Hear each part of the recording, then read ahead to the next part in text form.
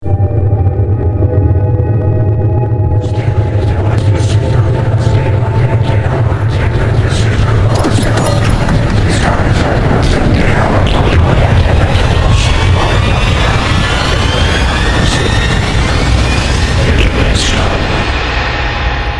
sahabat-sahabat, Assalamualaikum semua.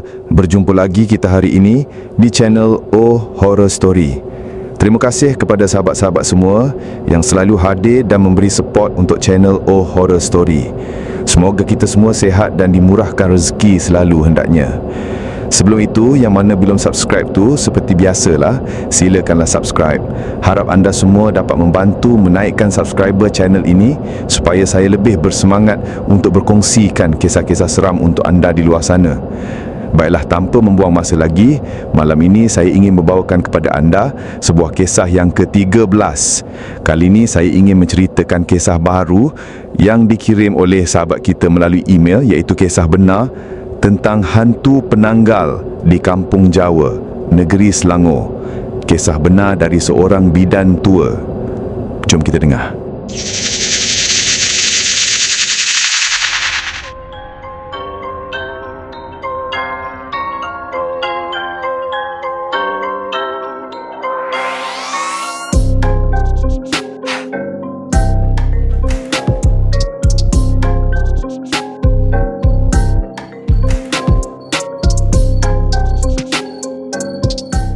Malam itu, aku sedang duduk di serambi rumah seorang bidan tua di Kampung Jawa, negeri Selangor. Udara malam terasa lembap, bau tanah basah selepas hujan petang tadi masih melekat. Rumah kayu itu sederhana saja, tiangnya tinggi, cat dindingnya sudah pudar di mahmah usia. Bidan tua yang kupanggil Mak Cik Som hanya tersenyum hambar sambil mengusap lututnya yang kelihatan sakit. Matanya redup, tetapi ada sesuatu dalam renungan itu yang membuat aku rasa seram sejuk. Dia seperti menyimpan rahsia besar yang tidak pernah didedahkan kepada orang luar. Aku memulakan perbualan ringan, bertanya tentang kampung ini dan bagaimana suasana dulu-dulu. Mak Cik Som menghela napas panjang sebelum berkata, "Kampung ni banyak ceritanya nak. Bukan semua orang berani nak buka mulut." Kata-katanya membuatkan aku terdiam seketika. Suasana sunyi malam itu semakin jelas. Bunyi cengkerik bersahut-sahutan dari tepi sawah. Sesekali anjing menyalak dari jauh. Dari ruang dapur, bau kopi panas yang disediakan Mak Cik Som tadi masih kuat. Namun anehnya, suasana terasa makin menekan, seolah-olah udara menjadi lebih berat. Mak Cik Som kemudian memandang tepat ke arahku. "Mak Cik dah tua, mungkin umur tak panjang, tapi ada satu kisah yang makcik kena ceritakan. Orang muda zaman sekarang ni mungkin anggap ianya dongeng, tapi makcik sendiri yang alaminya. Sampai sekarang makcik tak boleh lupa tahu. Kisah tentang sesuatu yang dipanggil orang sebagai penanggal." Saat dia menyebut perkataan itu, bulu romaku terus meremang. Tangannya yang berkerut menggigil sedikit, dan aku tahu cerita yang bakal ku dengar bukan sembarangan. Ia cerita benar dan ia berlaku di kampung ini sendiri. Kampung Jawa pada zaman dulu memang sangat berbeza dengan apa yang kita lihat sekarang. Jalan raya berturap masih belum banyak. Kebanyakan orang hanya menggunakan jalan tanah merah yang berdebu di siang hari dan becak berlopak selepas hujan. Lampu elektrik pun hanya ada di rumah-rumah tertentu. Itu pun malap dan tidak cukup menerangi seluruh kawasan. Kebanyakan penduduk masih bergantung pada pelita minyak tanah atau lampu gasolin. Bila malam menjelma, kampung ini seakan ditelan kegelapan. Hanya bulan dan bintang yang menjadi saksi sunyi. Mak Cik Som bercerita, waktu senja memang selalu dianggap berbahaya. kanak-kanak dilarang keluar bermain selepas azan maghrib. Orang tua-tua sering berpesan bahawa waktu senja adalah saat makhluk halus mula berkeliaran. Bila azan bergema dari surau kecil kampung, suasana tenang seketika. Tetapi selepas itu, kegelapan menyelubungi segala. Kata Makcik Som, banyak kali dia mendengar kisah orang terserempak dengan lembaga aneh di tepi jalan, atau terdengar suara wanita ketawa dari arah pokok besar. Makcik Som berhenti sekejap, menghirup kopi panas yang semakin suam. Zaman dulu, orang sini percaya benar pada benda gaib. Pontianak, Langsue, Bunian, semuanya pernah jadi sebutan. Tapi ada satu yang paling ditakuti, lebih-lebih lagi oleh ibu-ibu yang baru lepas bersalin. Orang panggil dia penanggal. Makcik pernah nampak dengan mata kepala makcik sendiri, dan itu sebabnya makcik tak pernah boleh tidur lena bila teringat kisah pada malam kejadian tu. Aku hanya mengangguk, bulu roma mula naik semula. Angin malam yang bertiup dari celah jendela terasa dingin, seolah-olah menyampai isyarat bahawa kisah yang akan datang jauh lebih menyeramkan daripada apa yang aku jangka. Sebagai seorang bidan, hidup Makcik Som penuh dengan cabaran. Hampir setiap minggu, ada saja orang kampung yang datang mengetuk pintu rumahnya meminta pertolongan untuk menguruskan kelahiran bayi. Katanya, menjadi bidan bukan sekadar menolong seorang ibu melahirkan anak, tetapi juga menjaga keselamatan ibu dan bayi daripada gangguan yang tidak dapat dilihat dengan mata kasar. Orang dulu-dulu percaya bahawa darah nifas dan uri yang masih segar sering menjadi buruan makhluk halus. Makcik Som selalu membawa bersama beberapa helai daun mengkuang yang berduri tajam, sedikit garam kasar serta kain putih yang sudah dibacakan doa. Semua itu, katanya, adalah pelindung daripada gangguan makhluk seperti pontianak atau penanggal. Dia pernah diberi amaran oleh bidan yang lebih tua daripadanya bahawa saat seorang ibu berjuang untuk melahirkan, pintu antara alam manusia dan alam gaib menjadi rapuh. Itulah waktu yang paling ditunggu oleh penanggal untuk mencari mangsanya. Aku mendengar dengan tekun, membayangkan betapa beratnya tugas orang bidan pada masa itu. Bukan sahaja berhadapan dengan kesukaran manusia, tetapi juga berdepan ancaman dari sesuatu yang menakutkan dan tidak masuk akal. Makcik Som mengingat kembali satu malam yang katanya tidak akan pernah dia lupakan. Malam itu, ada seorang lelaki muda datang tergesa-gesa mengetuk pintu rumahnya. Wajahnya pucat, peluh menitis di dahi. Dia merayu agar Makcik Som segera mengikutnya kerana isterinya sudah tiba masa untuk melahirkan. Tanpa banyak soal, Makcik Som bersiap dengan barang-barang bidan yang selalu tersedia di dalam baku rotan kecilnya itu. Perjalanan ke rumah pasangan itu terasa sangat panjang. Rumah mereka terletak agak jauh di hujung kampung, bersebelahan dengan kebun pisang yang rimbun. Malam itu sangat sunyi. Hanya bunyi katak bersahutan dari sawah yang luas. Sesekali kedengaran anjing menyalak panjang dari kejauhan, membuatkan suasana semakin tegang. Apabila sampai, Makcik Som mendapati rumah kayu itu suram, hanya diterangi lampu minyak yang bergoyang ditiup angin. Ibu muda itu terbaring lemah, menahan kesakitan sambil menggenggam erat tangan suaminya. Makcik Som segera memulakan tugasnya. Namun dalam diam, hatinya terasa tidak sedap.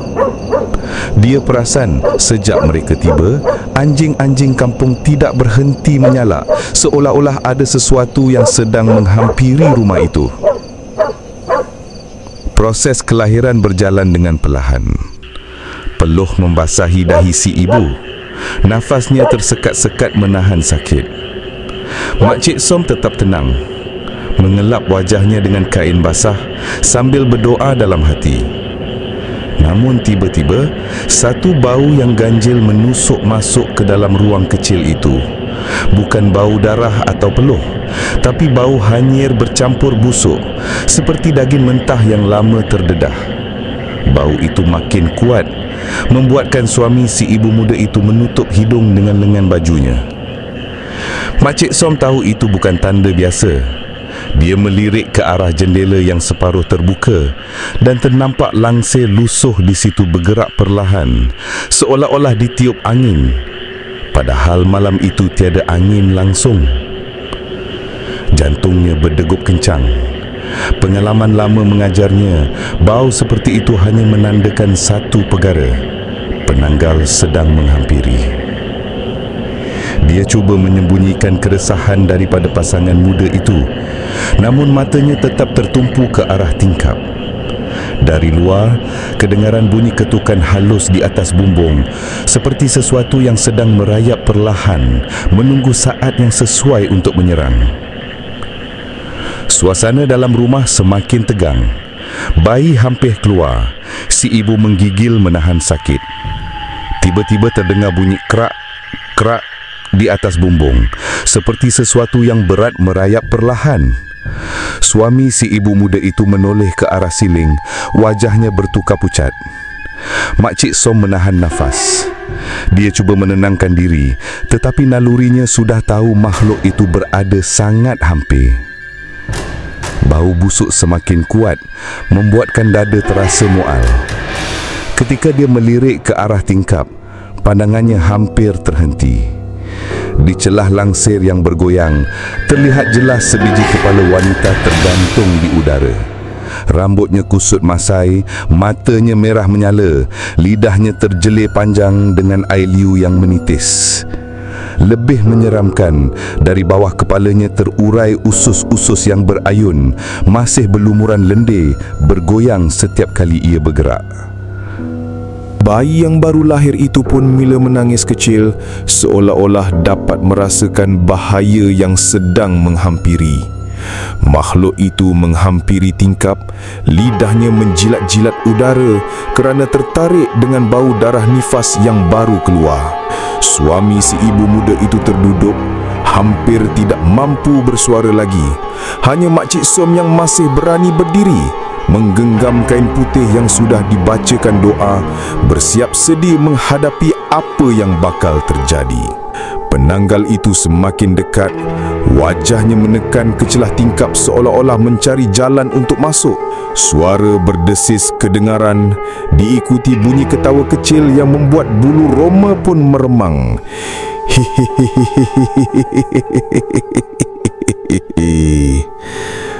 Bayi yang baru lahir menangis lebih kuat. Tangisannya memecah keheningan malam. Makcik Som cepat-cepat mengarahkan si suami. "Ambil kemenyan tu, bakar cepat!" Tangan lelaki itu terketar-ketar, namun dia akur. Bau asap mula memenuhi ruang kecil dan Makcik Som menabur daun mengkuang berduri di sekeliling katil si ibu. Dia tahu hanya itu yang mampu melindungi daripada usus penanggal yang menjalar itu. Tiba-tiba, makhluk itu menjerit nyaring. Bunyinya melengking sehingga terasa bergetar di dada. Ususnya cuba menyusup masuk melalui celah tingkap, tetapi setiap kali menyentuh daun mengkuang, terdengar bunyi sit, seolah-olah daging terbakar. Penanggal itu mengamuk, menghantak-hantakkan kepalanya di dinding kayu rumah. Suami si ibu muda itu menjerit ketakutan, hampir melarikan diri. Namun Makcik Som menahannya. "Jangan tinggalkan isteri kamu. Kalau kau lari, makhluk tu akan ambil nyawa dia," katanya tegas. Lelaki itu terduduk semula, tubuhnya bergegar, sementara makhluk itu masih berlegar, berusaha mencari ruang masuk. Pekikan penanggal semakin kuat, seperti suara wanita yang marah bercampur tangisan. Dinding kayu rumah bergetar, seolah-olah mahu roboh dihentak. Makcik Som berdiri dengan teguh, sambil membaca ayat-ayat suci Al-Quran dengan suara yang lantang, sementara asap kemenyan semakin tebal menyelubungi ruang. Makhluk itu berputar-putar di luar, cuba mencari ruang lain untuk masuk. Sesekali ususnya yang panjang menghentak ke jendela, menimbulkan bunyi plak, plak yang menggelikan dan menakutkan. Ketika salah satu usus hampir berjaya menjulur ke dalam, ia tersangkut pada duri mengkuang dan berdarah pekat. Penanggal itu menjerit kesakitan, suaranya mengilai panjang hingga menggema ke seluruh kampung. Bayi itu menangis semakin kuat, membuatkan makhluk itu lebih terdesak. Ia menekan wajahnya ke kaca jendela, menampakkan gigi tajam dan senyuman menyeramkan.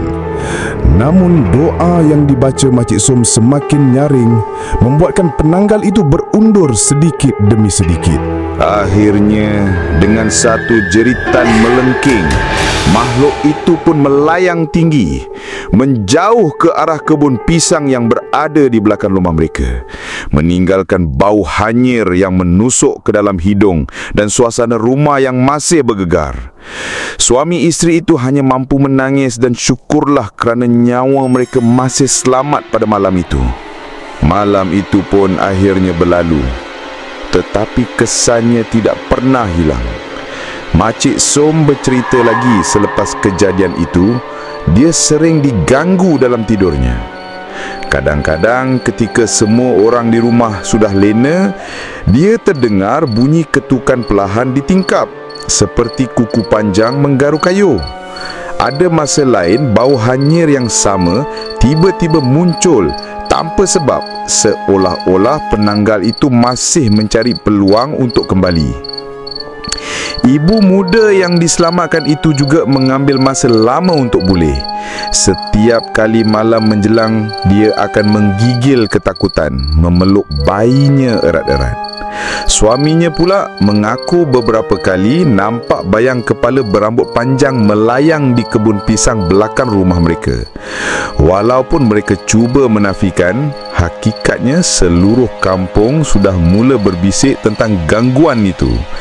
Makcik Som sendiri mengaku, walaupun dia sudah terbiasa berdepan pelbagai pengalaman aneh sebagai bidan, kejadian malam itu benar-benar meninggalkan parut dalam jiwanya. Katanya, setiap kali mendengar suara perempuan ketawa sayup di waktu malam, hatinya terus teringat wajah penanggal yang pernah menjeling dengan mata merah menyala, seakan-akan memberi amaran bahawa makhluk itu masih belum pergi jauh. Makcik Som mengakhiri ceritanya dengan wajah yang serius. Nada suaranya perlahan tetapi menusuk hati. Katanya orang sekarang mungkin ketawa bila dengar kisah begini, anggap ia cuma dongeng orang tua-tua. Tapi bagi mereka yang pernah melihat dengan mata kepala sendiri, penanggal bukan sekadar cerita. Ia memang wujud, berkeliaran mencari mangsa pada malam-malam tertentu, terutama ketika ada ibu-ibu yang baru melahirkan anak. Dia meneguk sisa kopi di cawan, kemudian merenung jauh ke kegelapan halaman rumah. Jangan sesekali biarkan ibu yang baru bersalin bersendirian. Kalau terdengar anjing menyalak panjang atau bau hanyir yang pelik, cepat-cepatlah berdoa. Itu tandanya dia ada dekat. Penanggal masih ada. Mungkin tak ramai percaya, tapi orang yang pernah melihatnya tahu betapa ngerinya makhluk itu, katanya lagi. Dan malam di kampung Jawa itu terasa lebih sunyi daripada biasa. Seolah-olah kisah lama masih berulang dalam kegelapan. Bulu roma aku masih berdiri setiap kali teringat wajah makhluk yang digambarkan Makcik Som tadi. Angin malam yang berhembus melalui celahan dinding papan membuatkan aku rasa seakan-akan sedang diperhatikan. Suara Makcik Som bergema dalam fikiranku. Penanggal tidak pernah hilang, hanya menunggu mangsa seterusnya. Aku terdiam. Kopi aku pun dah sejuk. Malam tu aku balik dengan rasa seram sejuk, sebab aku tahu mungkin aku pun sedang diperhatikan. Begitulah kisah benar. kisah yang ke-13 ini. Hantu penanggal di Kampung Jawa, Negeri Selangor. Kisah benar dari seorang bidan tua. Baiklah sahabat-sahabat, begitulah kisahnya ya. Kita akan berjumpa lagi di lain hari dengan kisah yang lain pula. Apa-apa pun jangan lupa subscribe dan tekan butang loceng supaya anda semua tidak akan terketinggalan untuk kisah-kisah baru yang akan saya update nanti. Terima kasih kerana menonton Horror Story. Jumpa lagi jika anda masih berani. Assalamualaikum. Bye.